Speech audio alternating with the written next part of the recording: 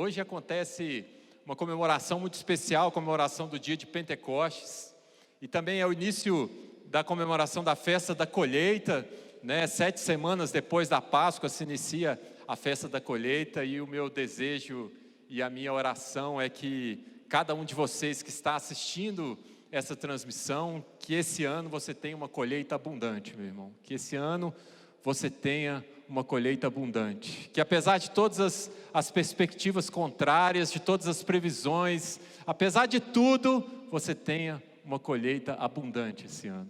E eu não estou falando somente de prosperidade financeira, mas prosperidade em todos os sentidos, emocional, sentimental, física, que seja um ano de crescimento para a vida de cada um de vocês, um ano de colheita farta, porque eu acredito que nós somos moldados realmente em meio às dificuldades, em meio às adversidades, então que você possa, como o pastor Sandro ele gosta de dizer, ser esticado, e que surja a cada dia uma versão melhor de você mesmo. E eu penso que ser uma versão melhor de nós mesmos é ser a cada dia mais parecidos com Jesus. Essa é ser uma versão melhor de nós mesmos, porque Ele é o nosso exemplo de homem perfeito, né, de ser humano perfeito, e um ser humano perfeito que estava em perfeita submissão ao Pai, perfeita submissão a Deus. Então, ser esticado, entenda por parecer mais com Jesus, entenda por fazer brotar em sua vida os frutos do Espírito, frutos que são amor, alegria, paz, paciência, amabilidade, bondade, fidelidade, mansidão, domínio próprio.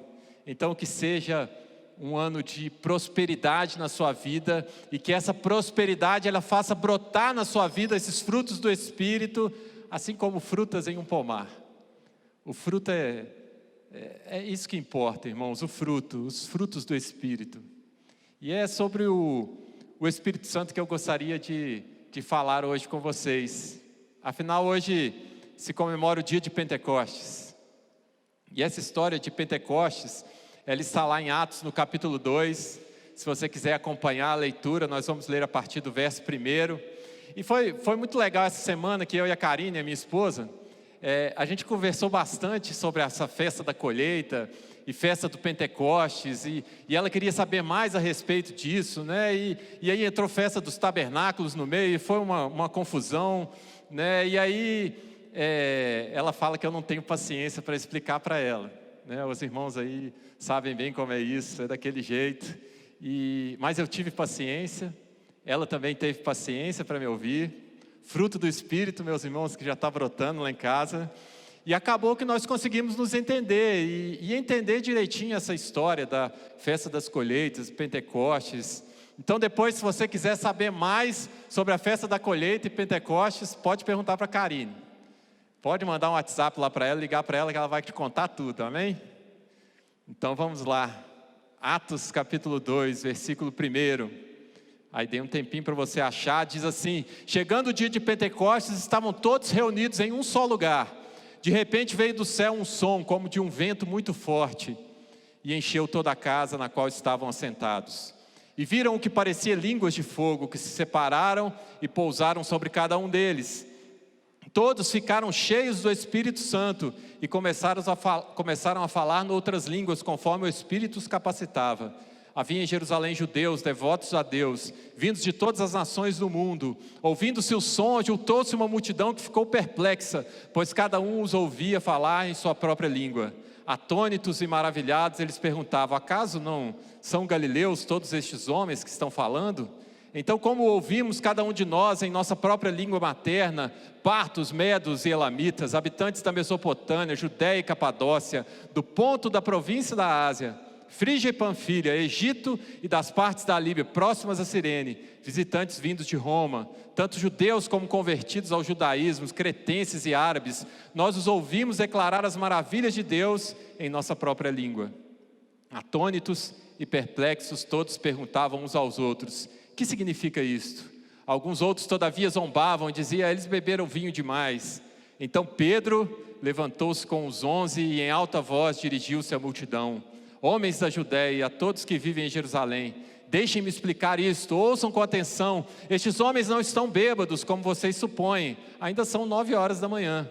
Ao contrário, isso é o que foi predito pelo profeta Joel. Nos últimos dias, diz Deus, derramarei do meu espírito sobre todos os povos. Os seus filhos e as suas filhas profetizarão, os jovens terão visões, os velhos terão sonhos. Sobre os meus servos e as minhas derramarei o meu espírito naqueles dias, e eles profetizarão. Mostrarei maravilhas em cima no céu e sinais embaixo na terra, sangue, fogo e nuvens de fumaça. O sol se tornará em trevas e a lua em sangue, antes que venha o grande e glorioso dia do Senhor. E todo aquele que invocar o nome do Senhor será salvo. Todo aquele que invocar o nome do Senhor será salvo. Aleluia. Aleluia. Eu oro para que Deus possa falar aos nossos corações essa noite. Nessa época, quando se perguntava a respeito de Deus, aonde Deus está, o seu povo, o povo hebreu, ele respondia como no Salmo 115, no céu está o nosso Deus. No céu está o nosso Deus e tudo faz conforme lhe agrada, tudo faz conforme lhe apraz, tudo faz conforme lhe dá prazer. No céu está o nosso Deus. Deus mora no céu. Mas quando você vem lendo as páginas da sua Bíblia, você vai vendo que há uma mudança de endereço de Deus. Deus se desloca do céu e vem habitar entre os homens e vem para a terra. Deus se derrama entre os homens e Deus muda de endereço. E nós cristãos hoje, quando nós somos perguntados aonde está o nosso Deus, nós dizemos, Deus está aqui. Deus está em nós, entre nós. Ele está onde Ele quiser estar, meus irmãos, mas Deus habita em nós. Deus não está só no céu, Deus está em nós. Essa é a mudança de endereço. E Atos capítulo 2 é o dia da mudança. Aqui Deus mudou de vez, porque até Atos capítulo 2, Ele visitava a terra, Ele repousava sobre algumas pessoas. Ele vinha e voltava, vinha e voltava. E esse era o entendimento do Antigo Testamento. Isso é o que está impresso nas páginas do Antigo Testamento. Se você procurar aí na sua Bíblia, você vai ver o rei Davi dizendo em uma de suas orações, Deus, não retires de mim o seu espírito. Ou seja, eu sei que o teu espírito veio sobre mim, então não leve-o embora de mim. Porque Davi já havia visto isso acontecer, por exemplo, com seu antecessor Saul. Saul que reinou em Israel antes de Davi. Porque Deus viera sobre Saul, mas em certo ponto da história ele se retirou de Saul e voltou para o céu. E esse era o movimento do Antigo Testamento. Você se lembra da história de Sansão e tantos outros. E enquanto assim fazia, Deus prometia, mas chegará o dia em que eu me derramarei sobre toda a terra, e isso será definitivo. O meu espírito será derramado de uma vez por todas. E Deus assim o faz e habita absolutamente entre os homens na figura de Jesus de Nazaré. Jesus, ele é chamado de Emanuel, de Deus conosco. Deus entre nós, Deus habitando aqui. Deus fez sua morada, fez sua casa. Por isso que em João capítulo 1, verso 14, diz o seguinte, que Deus se fez carne e habitou entre nós. E esse habitou aqui de João pode ser traduzido na Bíblia Sagrada por tabernacular ou promontar a sua tenda. Deus está aqui entre nós.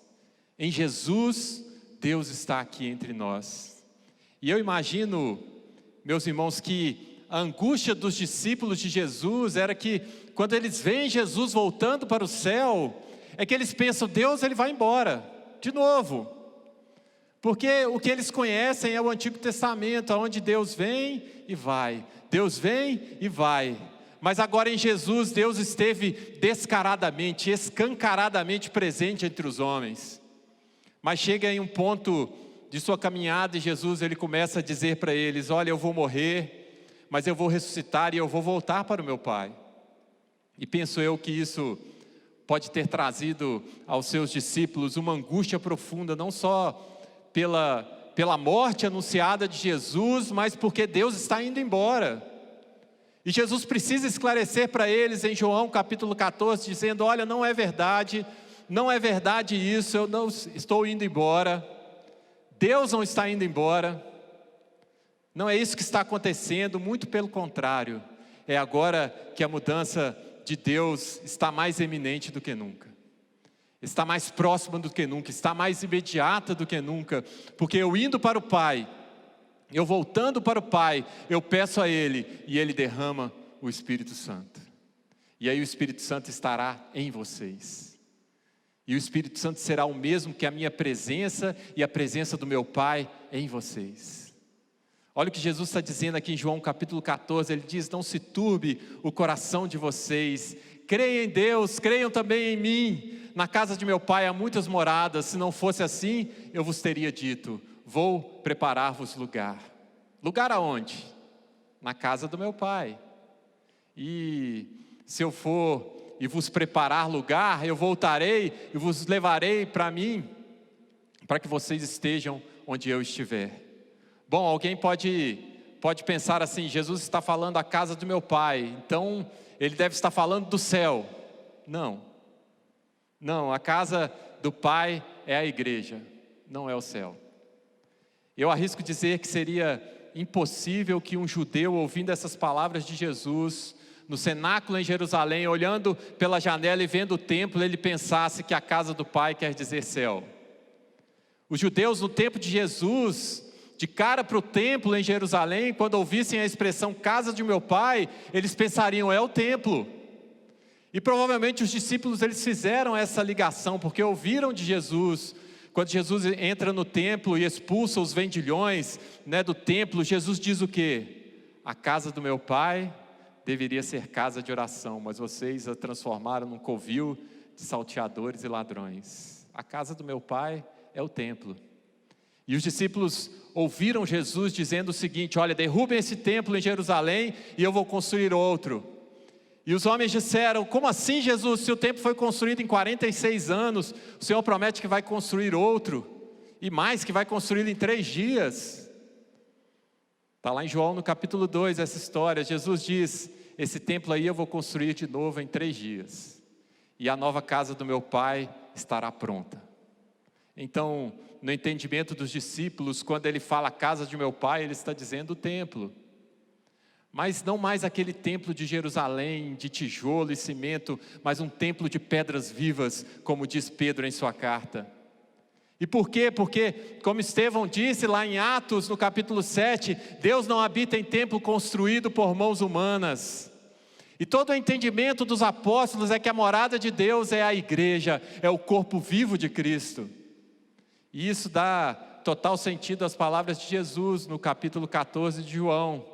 E ele vai dizer no versículo 15: se vocês me amam, obedecerão aos meus mandamentos, e eu pedirei ao Pai, e Ele vos dará outro Consolador para estar com vocês para sempre. Para sempre o Espírito derramado estará com vocês, para sempre. Não irá embora jamais. Ele, o Espírito da verdade, o mundo não pode recebê-lo porque não o vê nem o conhece, mas vocês o conhecem, pois ele vive com vocês e estará em vocês.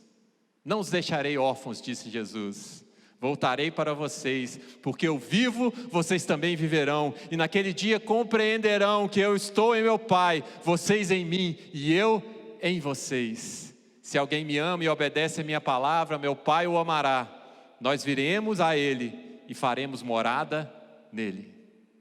Quão maravilhosas são essas palavras, quão maravilhosas são essas palavras, porque aqui Jesus, ele está deixando absolutamente claro que o derramamento do Espírito, que este outro Consolador que vem, o Espírito Santo, ele traz a habitação de Deus definitiva para dentro dos homens, e é isso que nós chamamos de igreja. Por isso é que Paulo diz lá em Coríntios, no capítulo 12, versículo 12, ora, assim como o corpo é uma unidade, embora tenha muitos membros, e todos os membros, mesmo sendo muitos, formam um só corpo, assim também com respeito a Cristo, pois em um só corpo, todos nós fomos batizados em um único Espírito, quer judeus, quer gregos, quer escravos, quer livres, e a todos nós foi dado de beber de um único Espírito. Está explícito nas páginas da Bíblia esse propósito de Deus de habitar entre os homens, com os homens. Deus nunca quis ser esse Deus lá no céu, Ele sempre desejou ser um Deus aqui, entre nós. Isso está dito desde quase sempre. Por exemplo, quando Deus chama Abraão em Gênesis capítulo 12, Ele diz para ele: sai da sua terra, da sua parentela, Abraão, e vai para uma terra que eu vou te mostrar, abençoarei o teu nome, farei de ti o pai de uma grande nação, abençoarei os que te abençoarem, amaldiçoarei os que te amaldiçoarem, e em ti serão benditas todas as famílias da terra. Todas as famílias da terra. Este é o propósito de Deus. E aí Paulo, escrevendo aos Gálatas no capítulo 3, versos 13 e 14, ele diz assim: Cristo nos redimiu da maldição da lei, quando se tornou maldição em nosso lugar, pois está escrito: maldito todo aquele que for pendurado no madeiro. Isso para que em Cristo Jesus a bênção de Abraão chegasse também aos gentios, para que recebêssemos a promessa do Espírito mediante a fé. O que é que a palavra de Deus ela está nos dizendo? Que Deus sempre desejou habitar o coração humano e a interioridade humana. Os profetas disseram isso. Jeremias no capítulo 24 fala: eu lhes darei um coração capaz de conhecer-me e saber que eu sou o Senhor, serão o meu povo e eu serei o seu Deus, pois eles se voltarão para mim de todo o coração.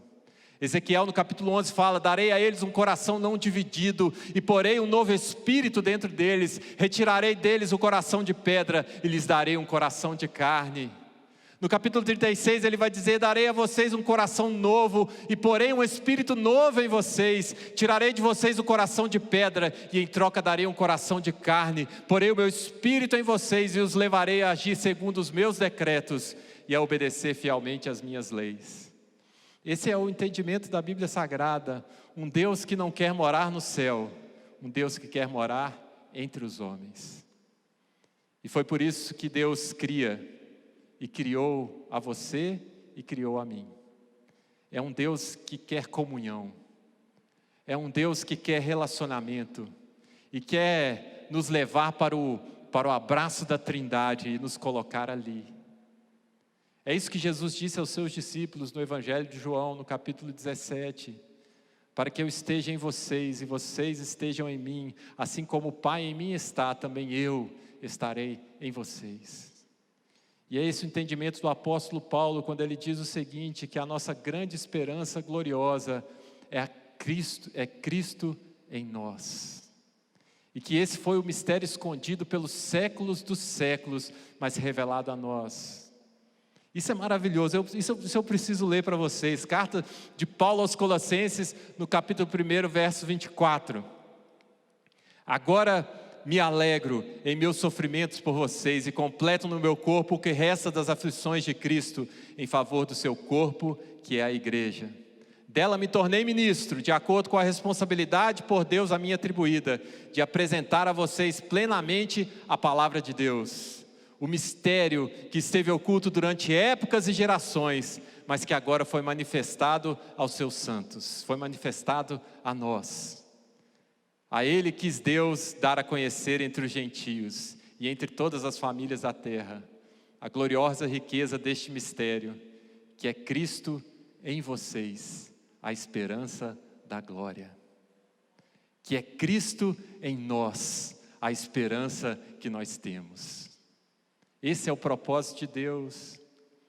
Esse foi sempre o desejo de Deus, não morar no céu, não ser invocado como um Deus que está longe, mas ser invocado como um Deus que está em nós, que habita a nossa intimidade, que habita a nossa interioridade.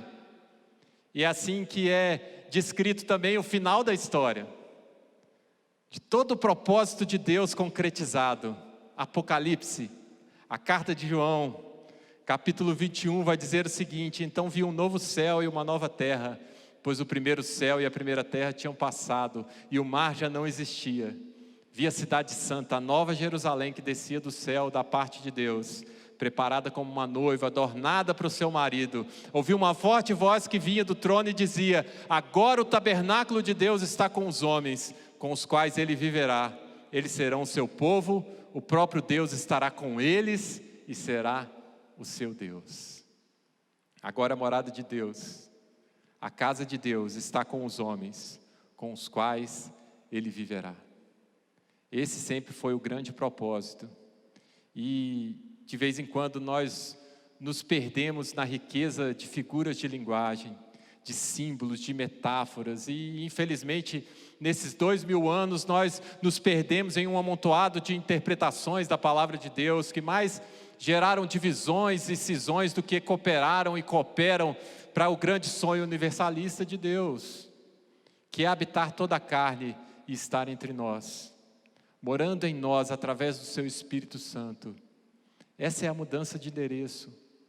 Só nesses 4 versículos de Apocalipse que a gente leu aqui, há um amontoado de figuras de linguagem que querem nos comunicar o quê? Que Deus está aqui entre nós e quer habitar em nós.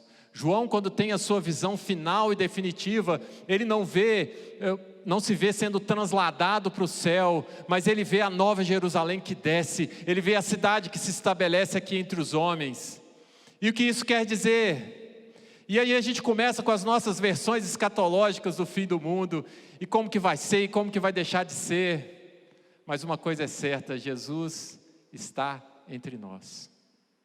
E em Atos dos Apóstolos, Lucas, ele está narrando o que Jesus continua fazendo e ensinando. O protagonista do livro de Atos dos Apóstolos não são os apóstolos, mas continua sendo Jesus Cristo. Lucas começa o livro de Atos dizendo o que Jesus fez e foi descrito lá no meu evangelho, ele continua fazendo, porque ele está presente na igreja. E a igreja é o corpo vivo de Cristo, a igreja é a presença de Jesus no mundo, e esse derramar do Espírito Santo de Atos 2, ele é universal, é um derramar sobre toda a carne, não é essa visão reducionista, essa visão pequena que nos distingue, que nos separa, que geram arrogantes e geram frustrados. Eu fui batizado com o Espírito Santo e você não. Eu tenho unção e você não. Eu falei em línguas e você não falou em línguas. O meu batismo me deu poder, o seu não te deu. E isso é uma grande bobagem, porque o Espírito Santo foi derramado sobre toda a carne, e aquele que invocar o nome do Senhor Jesus terá o seu espírito unido ao Espírito de Deus. Essa é a nossa promessa. Não é um derramar do Espírito Santo que separa pagão de cristão, e cristão cheio do Espírito de cristão vazio do Espírito. Isso é um reducionismo do propósito de Deus, porque o Pentecostes, ele é justamente o oposto a Babel. Porque o que tem o falar em línguas aqui é simples. Porque em Gênesis no capítulo 11, quando o homem estabeleceu o seu propósito concreto e histórico de rivalizar contra Deus, e disse, olha, eu vou construir uma torre, vou fazer o meu nome famoso, Deus tem um nome, eu vou ter um nome também. E Deus frustra esse propósito humano de viver sem Deus, de ser independente de Deus. Aí Deus desce, promove uma cisão, divide a humanidade, fazendo com que o que uma pessoa fala, a outra não entenda. E nós estamos assim até hoje. Porque essas línguas da Torre de Babel podem ser muito bem interpretadas como idiomas. Assim como as línguas de Atos capítulo 2 são idiomas. Elas não são línguas de anjos, não são línguas estranhas, são idiomas. Então, se Gênesis 11 são idiomas diferentes, Atos 2 são idiomas diferentes. Mas quando os homens falam unidos pelo Espírito Santo derramado, todos falam a língua de todos e todos se entendem mutuamente, porque agora a igreja é uma só, a humanidade é uma só novamente. E o que é que tem esse poder de coesão da humanidade? É o derramar do Espírito Santo de Deus. E justamente o derramar do Espírito Santo, a igreja ao longo dos séculos transformou num fator de separação entre os homens. É uma inversão do propósito e do projeto de Deus. E lembre-se que logo em seguida, a Gênesis capítulo 11, a Torre de Babel, é que Deus vai chamar Abraão e dizer, em ti serão benditas todas as famílias da terra. E que bênção é essa prometida a Abraão? O derramar do seu Espírito Santo, que se cumpre historicamente no dia de Pentecostes, em Atos capítulo 2. É isso que Pedro explica citando o profeta Joel. Nos últimos dias, diz Deus, derramarei do meu Espírito sobre todos os povos. Isso que vocês estão vendo acontecer aqui no dia de Pentecostes é o cumprimento dessa promessa de Deus. Deus derramando sobre toda a carne. E esse é o grande mistério, a grande boa nova. Deus mudou de endereço, Ele não está mais lá, Ele está aqui. E essa mensagem, ela é anunciada e ela gera respostas. A primeira é que eles dizem: eles não são galileus? Como então ouvimos a cada um na nossa própria língua materna? Atos capítulo 2, versos 6 e 8. Como é que é isso? Tem gente que quer entender como funciona. Como é que funciona o Espírito Santo? Como é que é esse negócio do Espírito Santo estar em mim, de Deus estar fora de mim e em mim ao mesmo tempo, desse Deus que é imanente e transcendente ao mesmo tempo, e Ele habita na minha alma, habita no meu espírito, no meu corpo, é uma linguagem geográfica, é relacional. Ele está mesmo em mim, ou isso é quando eu me relaciono com Ele? É no meu cérebro, é nas minhas emoções? Como é que é isso? É no meu espírito? E depois de ter lido a Bíblia algumas vezes, meus irmãos, eu vou dizer a vocês que eu não faço a menor ideia. Eu sei que a Bíblia diz que Deus está em nós, e que todo aquele que invocar o nome dEle, Ele perto está. Eu sei que o Espírito Santo está derramado, e todo aquele que invocar a Deus Altíssimo, terá Deus perto de si. Todo aquele que invocar o seu nome terá o seu espírito unido ao Espírito de Deus, porque esse foi sempre o grande sonho de Deus. Quando eu me pego dizendo: Deus, como que isso funciona? Deus, o que significa isso? Né? Como é que funciona essa oração? Né? Por que o Senhor atende a alguns e a outros o Senhor não atende? Como é que é isso? Eu fico fazendo um monte de perguntas para Deus, meus irmãos, que eu sou perguntador. E eu fico: como é que isso funciona? O que isso significa? E isso é saudável? É claro que é, e nós temos que fazer perguntas para Deus. O próprio Deus nos convida em sua palavra, e Ele diz para o seu povo: vinde a mim e arrazoemos. Ou seja, vem cá, meu filho, o que está pegando? Vamos conversar. Mas em momento algum as minhas perguntas para Deus sequer arranham a minha profunda convicção de que Ele é meu Abba, o meu paizinho. Ele é o meu Abba, e que eu não preciso sequer abrir a minha boca, basta que eu dê um suspiro, antes mesmo que a palavra venha à minha boca, o Espírito Santo que está derramado sobre mim, Ele intercede por mim com gemidos inexprimíveis. E disso eu tenho certeza. Essa confiança está no meu coração, a certeza de que Deus está aqui, e é isso que explica a igreja do nosso Senhor Jesus Cristo. Infelizmente o Pentecostes, ele foi transformado em um quarto pequeno, onde cabe muito pouca gente.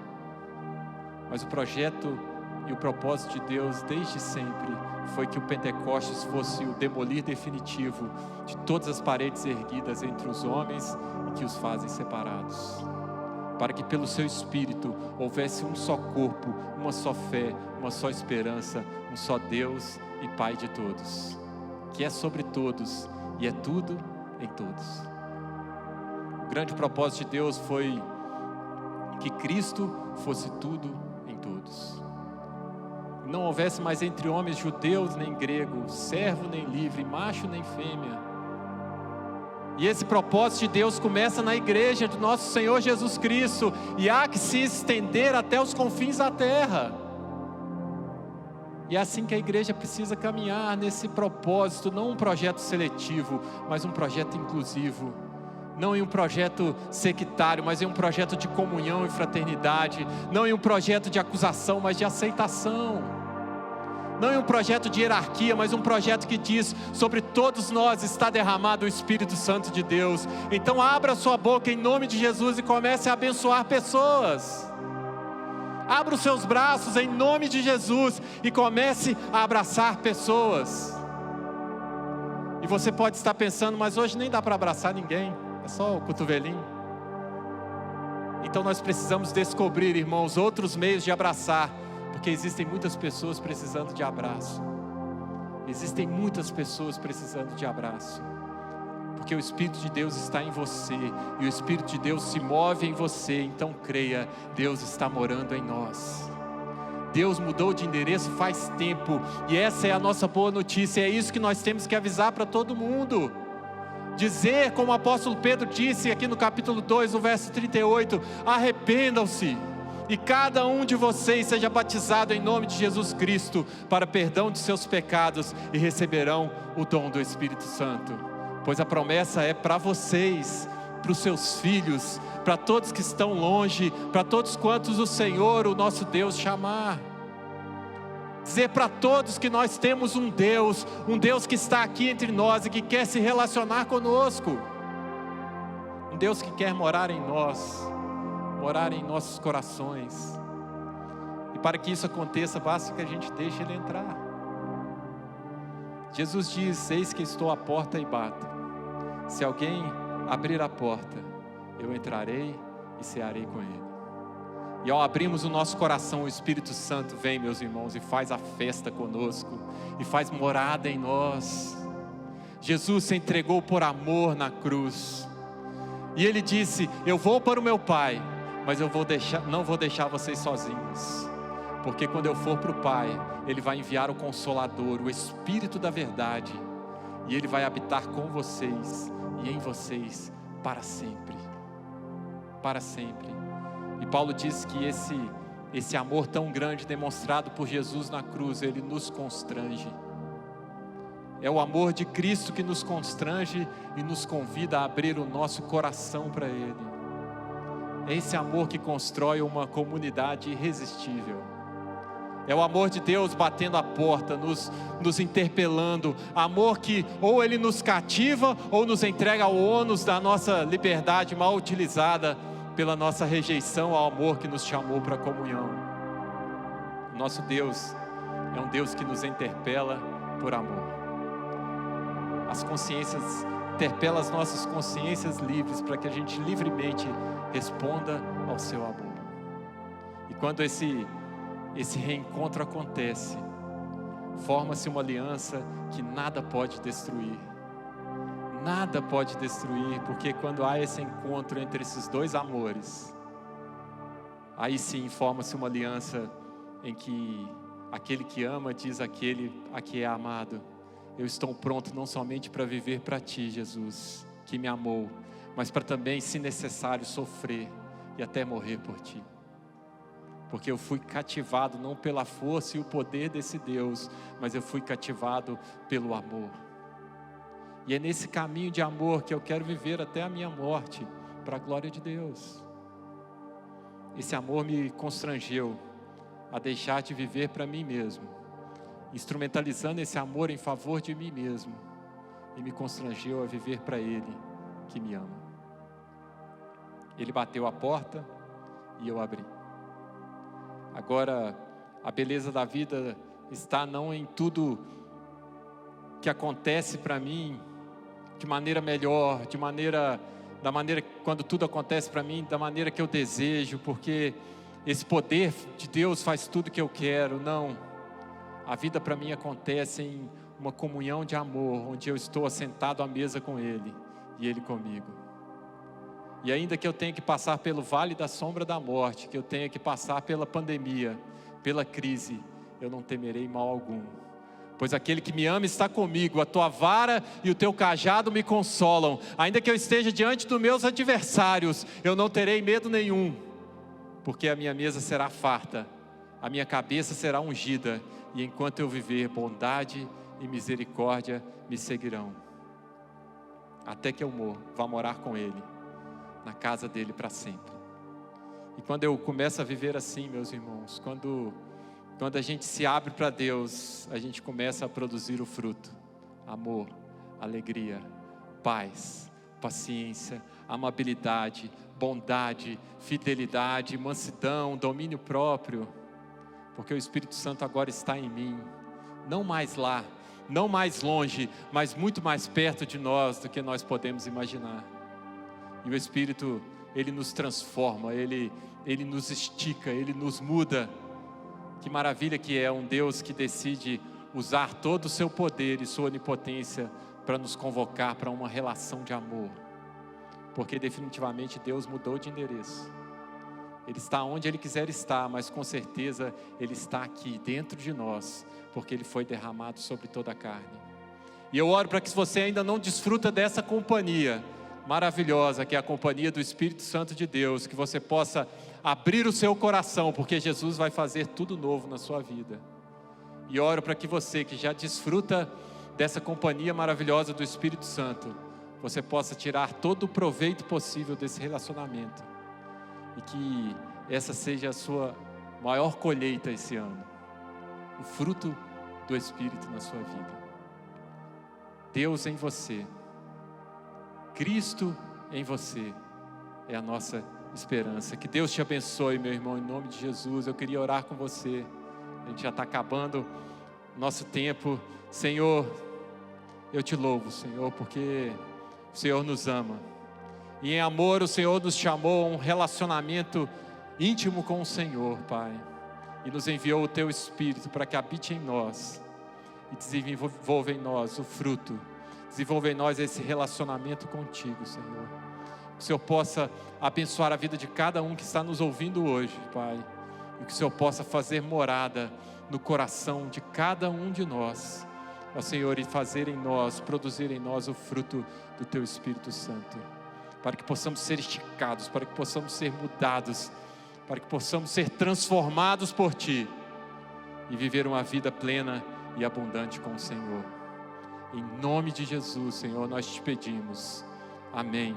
Irmãos, e que o amor de Deus, a graça maravilhosa do Senhor Jesus, as doces consolações do Espírito Santo de Deus estejam sobre vocês e sobre todo o povo de Deus, agora e para todo sempre. Amém.